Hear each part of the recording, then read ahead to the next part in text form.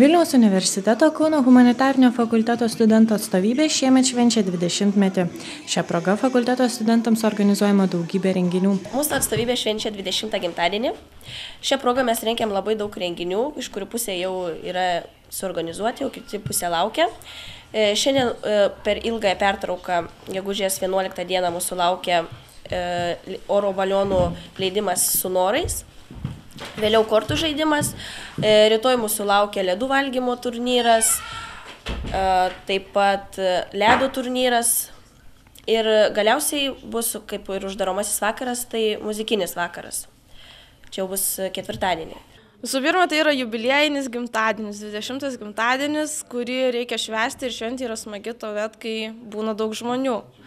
Tai norint, kad būtų linksma, reikia pasidaryti šventę savo ir savame aišku ateiti ir pamatyti, kas ten bus. Tai yra dar vienas būdas socializuotis tarpusavėje, komunikuoti. Ta prasme, ir geras laikas praleistas yra iš karto, ir prizai, yra galima ir laimėti, ir praleisti gerą laiką, ir surasti naujų draugų realiai. Trumpai nusakykite renginio esmę.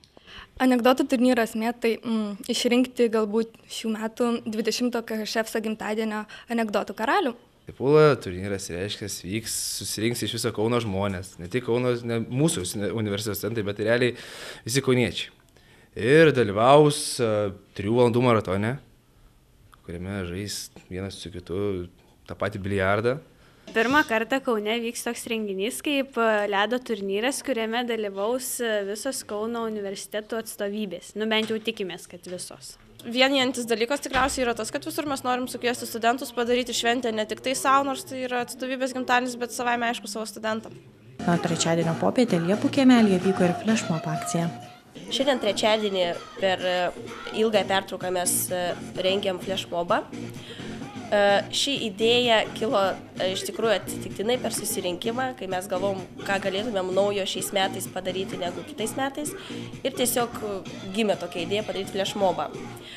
Studentus surinkom ne tik iš atstovybės, bet ir nepriklausančius atstovybei. Sunku nebuvo, bet tikėkime, kad ši idėja pasiteisins ir kad viskas pavyks taip, kaip mes planavom. Pats flashmobas bus gan trumpas. Dainas pasirinkom tokias su geru ritmu, kad būtų lengva įstoti, kad būtų lengva šokti. Dainas sujungėme 2. Aišku, turėjome nelabai daug laiko tam pasiruošti, bet aš manau, kad mes padarėm sunkų darbą ir tikiuosi, kad viskas bus gerai.